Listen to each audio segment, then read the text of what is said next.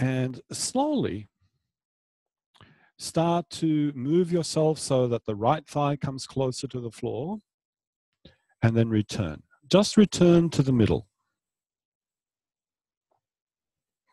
Do that several times.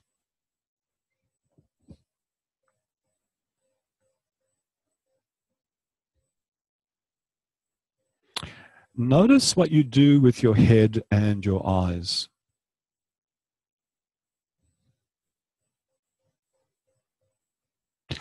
Now, at the moment, that's not an invitation to intentionally do anything.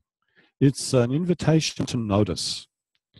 Have you mobilized yourself in a way that is involving your head and your eyes or not? That's all. Just simply notice.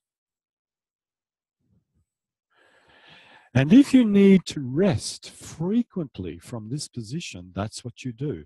You do 1, 2 movements and then you rest for a couple of minutes. And then you come back and you do 1, 2 movements and you rest for a couple of minutes. Don't lie there in torturous agony.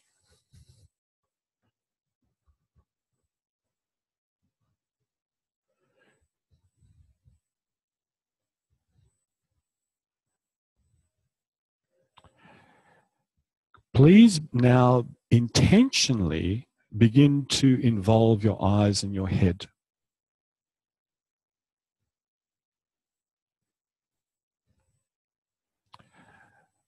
And be aware of what it is that you're doing with your eyes and your head every time you take your right thigh towards the floor to your right.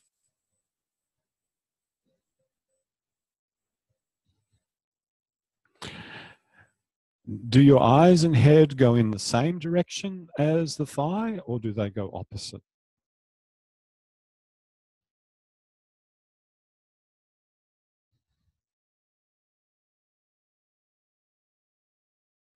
And then notice, when you intentionally involve the eyes and the head, which go first, the head and then the pelvis? Or the pelvis first and then the head?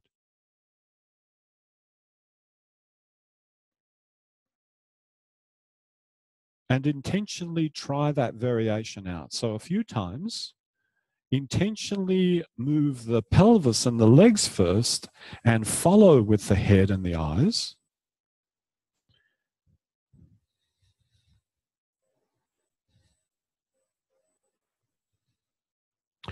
And then switch that completely over.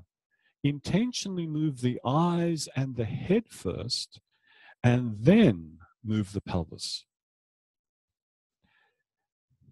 The time interval between the two is entirely up to you. It could be as short as 1/4 of a second or as long as a breath.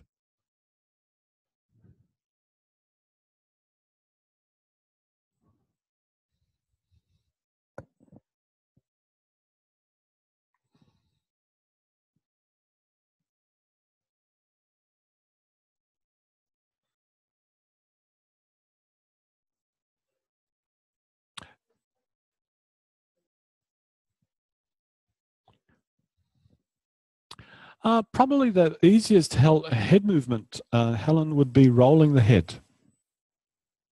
Yep. Well, yeah, let that happen.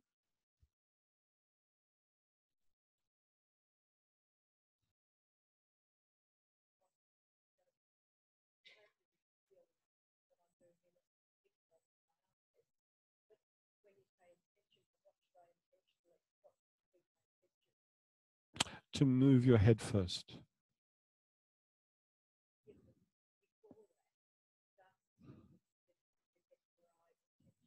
Yes.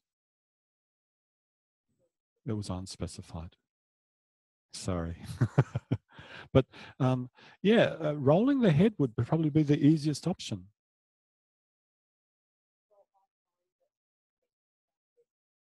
Well, that's what you need to do for the moment.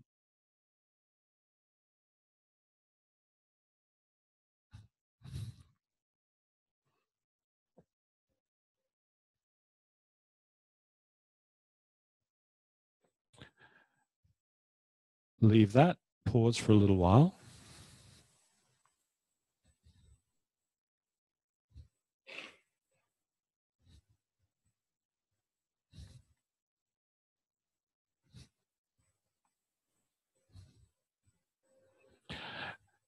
As you're lying there, please roll your head a little bit left, a little bit right.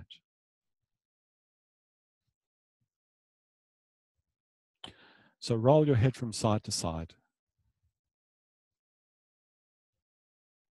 And as you roll your head, start to find out, do you roll your head actually leading, using your eyes, or do your eyes just simply sit in your head like two little cherries in an ice cream bowl being moved? So do your eyes play an active part, or are they just simply being carried by the skull?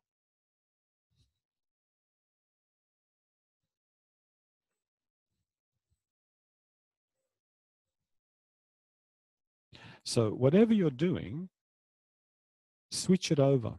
So those of you whose eyes are just simply being carried by the skull, could you intentionally move your eyes to look to the right, move your eyes to look to the left, and let the head follow the eyes? And for those of you who are doing that, let the eyes just simply be carried by the skull.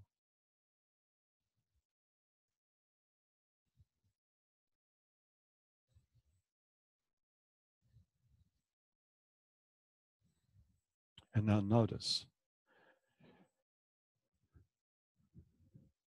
is that easier for you or more tricky? So go back to the way you were rolling your head originally.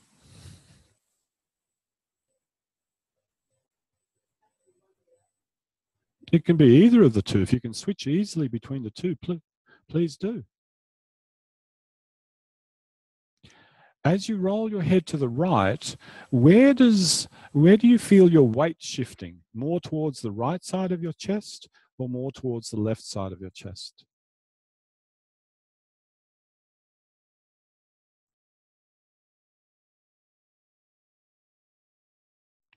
Bring your head to the middle. Bend both of your legs. Put the soles of your feet together. Now, slip your right hand underneath your back until the knuckles are kind of like right in the middle. Your knuckles against the knuckles of the spine at the back. And now roll your head left and right. And notice, is there a difference? Does your head roll more easily to one side or the other now that you've created a very asymmetrical shape in yourself by having the right hand behind you?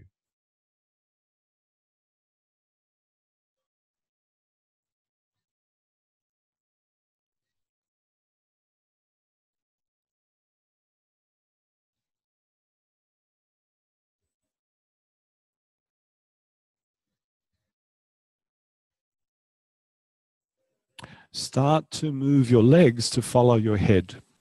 So as you roll your head to the right, bring the right thigh closer to the floor. As you roll your head to the left, bring your left thigh closer to the floor. And notice, in which direction is this easier to do?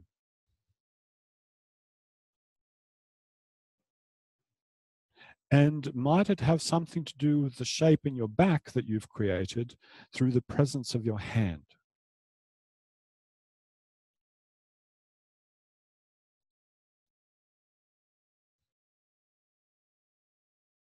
Bring everything to the middle.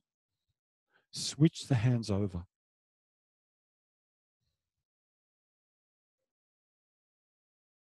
And please explore the same intent. Roll the head left and right. Notice if the shape of the back affects the direction of rolling in terms of ease, and whether the shape of the back affects the rolling of the pelvis and the tilting of the legs.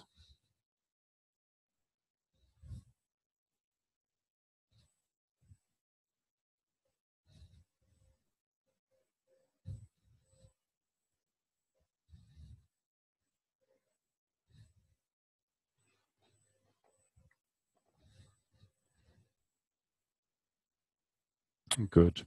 Let that be. Rest a bit.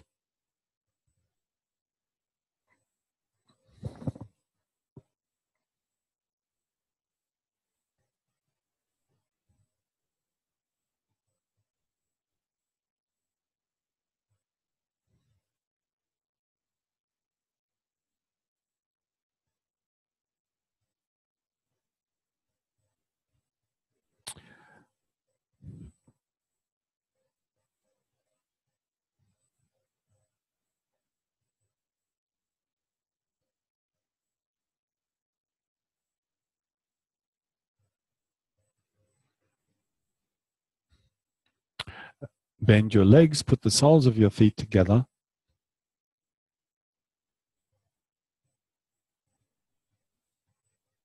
And now begin to roll your pelvis 9 o'clock, 3 o'clock, 9 o'clock, 3 o'clock.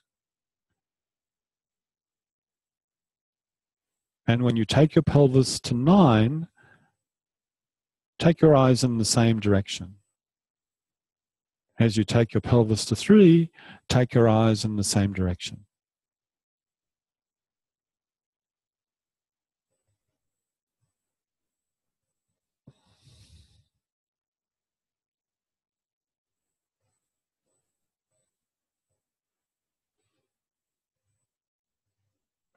Now, notice the quality of that coordination.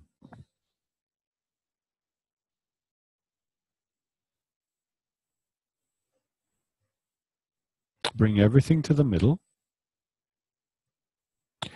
And now roll the pelvis 9, 3, 3, 9, but move the eyes in the opposite direction.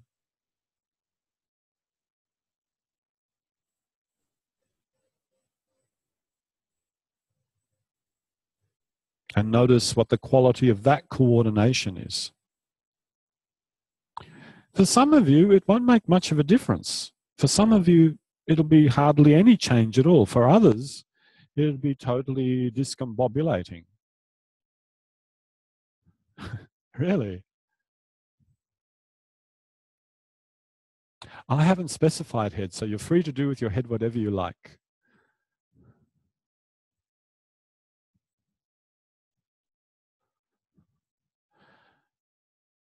And the purpose of this variation is not to discombobulate you, but to really make it clear that it is possible to learn a particular correlation between moving the eyes and moving the rest of yourself that feels so natural, you'd say to anybody, but that's the natural way to do it.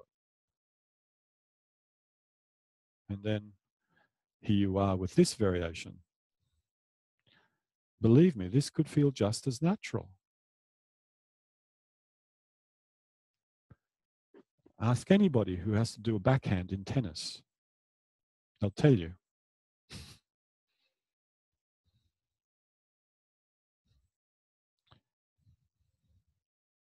Return to moving your eyes in the same direction.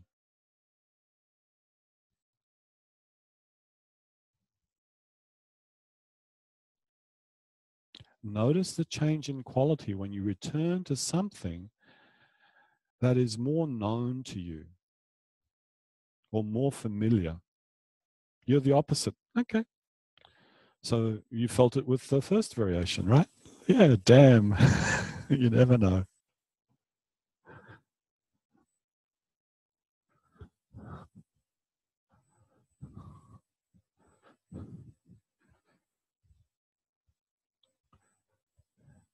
All right, let that be. Rest completely.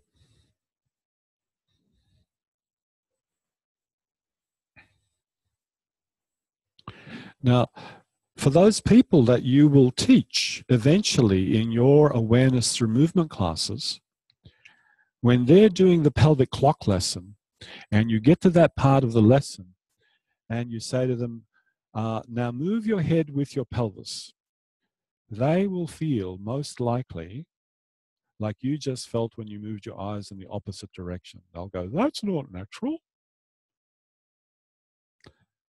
And the fact is, what's natural is what we've learned and what we're familiar with. That's natural. But if you keep on expanding your self-image, if you keep on elaborating the self-image, then more and more things just become natural. Yep, makes sense? Good. Come up to sitting, please.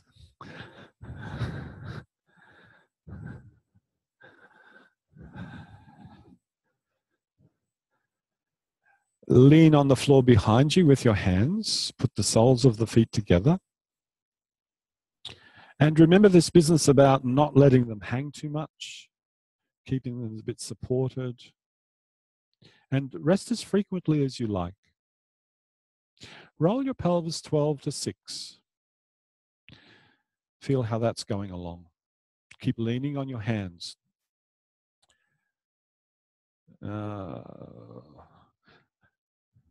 Keep leaning on your hands. Your hands are behind you. Yeah, more, bit more. Yeah. Yeah. So sometimes even that little, you think they're behind, you could swear they're behind you, but if you come to, they're beside you, and beside you is not behind you.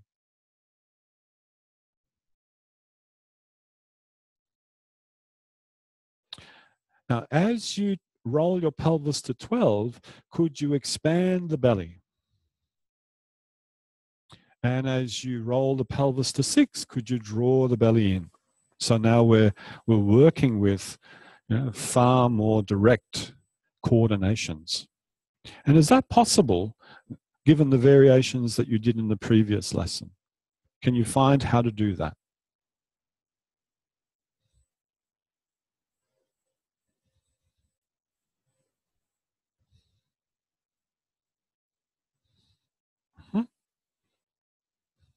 Okay, leave that, lie on your back, but let's continue a little bit on the back with the same idea. Leave your legs long.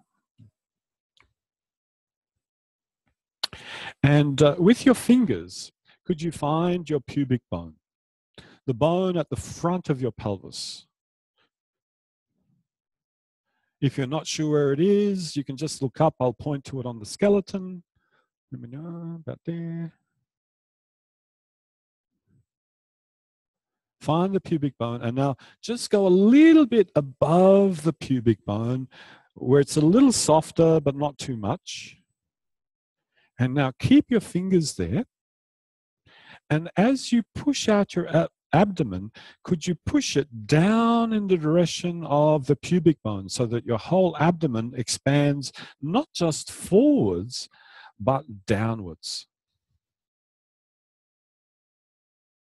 So every time you go to push out the abdomen, expand the abdomen, think of the abdomen going downwards as well as forwards. In the direction of your pubic bone, in the direction of your feet. And please do keep your throat open, or otherwise you'll just build up too much tension in the neck.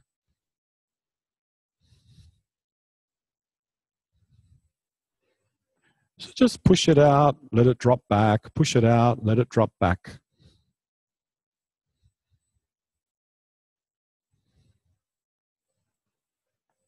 And see if it's possible for that swelling of the abdomen to move your pelvis a little bit.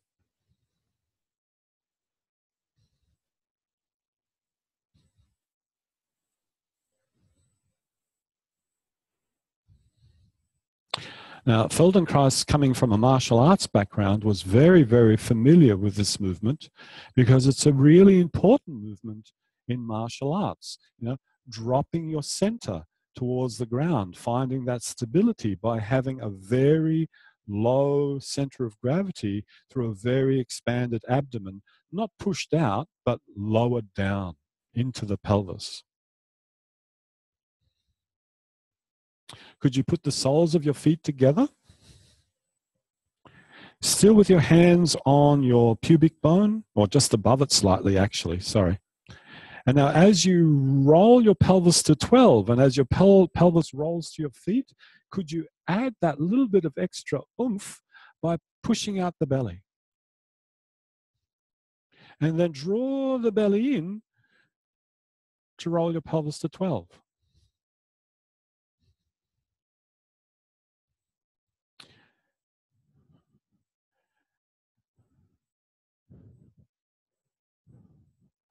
And some of you will find a movement in your pelvis that was not there before.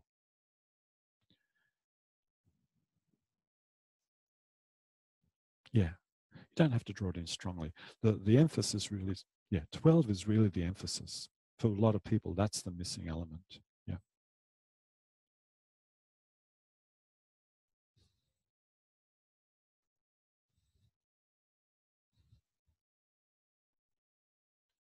And you know, if you can do that movement of expanding the belly downwards like that, your back muscles don't have to work as hard. You take a lot of the strain out of the muscles of the back. It doesn't mean that they can rest completely, although they could. It just means that they work a little less. Stop, pause for a little while.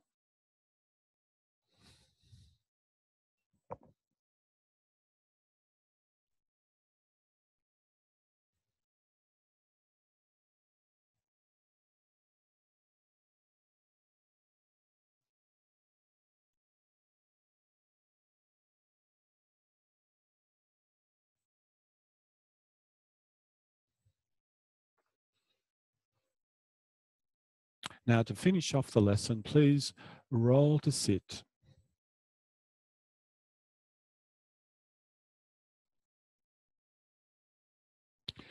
Lean on the floor behind you with your hands.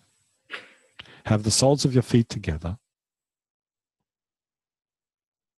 And now begin to roll your pelvis 12 o'clock towards your feet, 6 o'clock backwards. Involve the rest of yourself. And could you use what you've just discovered about that lower belly area to actually drive the pelvis towards 12, sorry.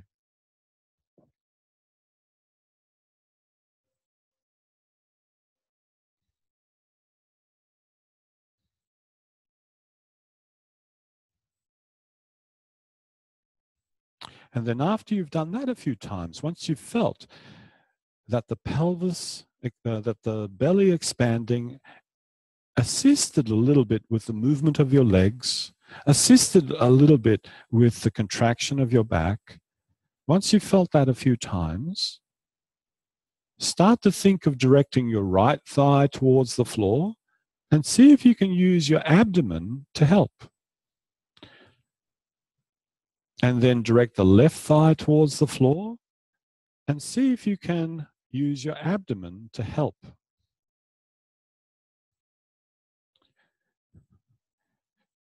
And there's two constraints happening here, that you remain leaning on your hands and that the edges of the feet stay on the floor.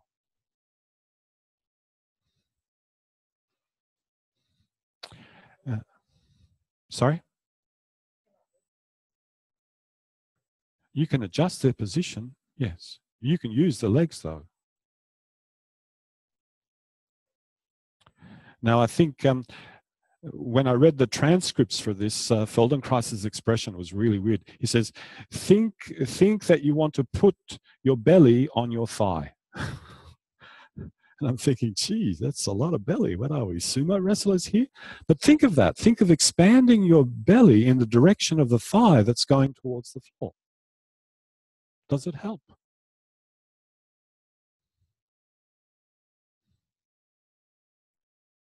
Oh, you're a tricky person. Come back here. You are. I'm not going to let you get away with that. Come on. Okay. You see? Yeah, you were moving forward. You were moving forward with your whole trunk. What happens if you just lean into your hands?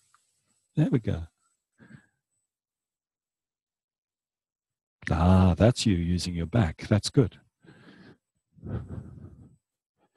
Go a little quicker.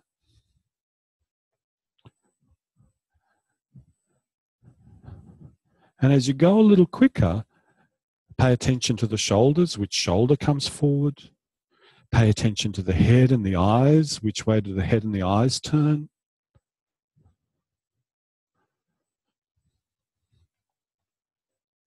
That's it. And the edges of the feet stay on the floor. Yeah.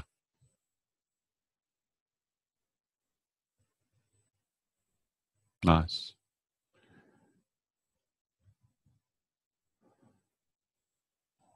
Okay. Let that be. Please come up to stand.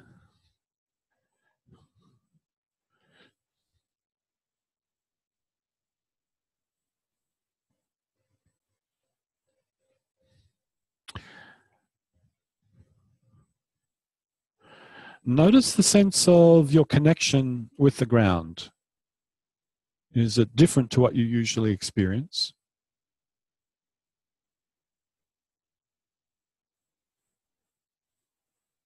And as you go for a walk, notice if there's anything different that you experience in how you use your pelvis or how you organize your pelvis to walk. And that's not an invitation to make something intentionally different. That's just an invitation to notice. That's all.